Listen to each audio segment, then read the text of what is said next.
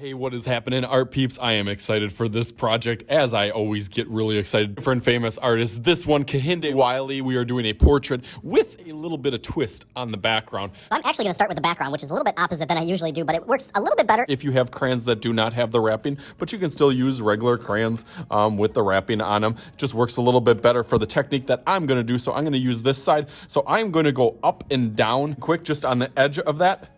Just trying to get that, almost creating like a texture background. And I have no texture on my table at all. It's just kind of the side of the crayon. That makes this cool texture edge right up in here, up and down.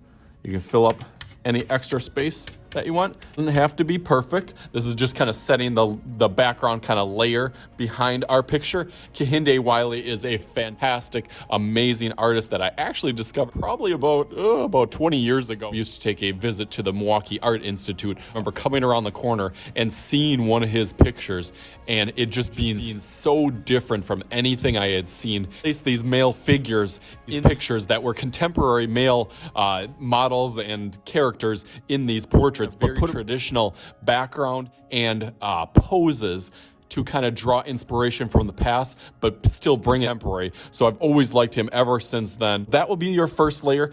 You can do a couple different things for the backside. I have a whole bunch of these little tracing sheets that are really awesome. You can slip those behind, and that's how I'm going to do mine. But if you do not have these, you can definitely still do this project because you can just go onto anything around your house, around your classroom. Couple examples that I did. See if you can guess what I was on. This one and then this one over here. This one was a brick wall that I went over the brick wall, then going right over the top. This was kind of a mosaic kind of tile in a bathroom. With those tiles, you can see those. I like how that turned out. I think it looks better if you use kind of complementary colors or opposite colors, but you could do colors that are in the same kind of family. You could do warm colors or cool colors. I might switch that up for different classes. So I'm gonna take this one. I like how it kind of brings your eye towards that middle. So I'm gonna try to get that right in the middle. And I really like the way that blue kind of popped out in here. So I'm gonna try to center this. I'm gonna get my blue. And again, it works a little bit better if you can do it on the edge because you can kind of start it lightly and get an idea. For where that starts, I can start to see it already. And then you can also push with your finger on top of it. To get a little bit darker if you do want that. You don't want to go too dark with it because we're going to be putting something and then on top of this. It's almost like a different layer on top of layer on top of layer. But how I'm doing this with these sheets is I'm going right to the edge of there and then I'll bring another one and kind of fill up the background. So I'm going to go through that real quick.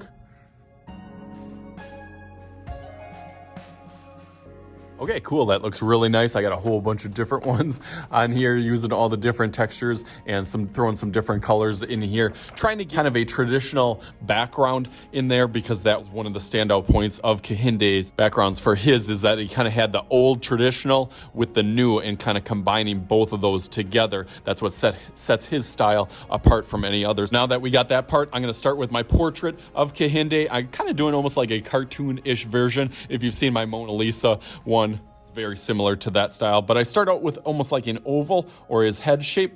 So I'm gonna get that on here, nice and light to start out, just in case I get a little bit nervous. And then I can go over it darker and basically just trace it as I get a little bit more comfortable.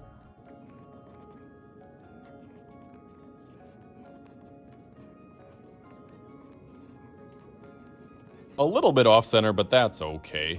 I'm gonna start with kind of where my eyes and then my nose would line up. I'm gonna put that little part, it's kind of hair line at the top, just to kind of set up where the proportions are gonna go. And then under that, I know one eye is gonna be on this side, that kind of nose is gonna be in the middle, and then where the mouth goes under that. So I kind of almost wanna just sketch out my proportions. So I'm gonna do a curvy line on this side, and a curvy line over here.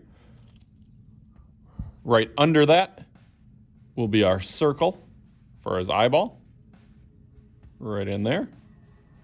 And then a little parentheses on this side and this side for his nose, or his nostrils will go right in the middle. Kind of like an upside down U. And then I don't connect when I do noses. I don't bring that together because I feel like it's kind of a little bit of space in between. This top part kind of blends in with his eyebrow a little bit. Same thing over here, has a little bit of a curve in there. And then probably almost like a finger's width under here.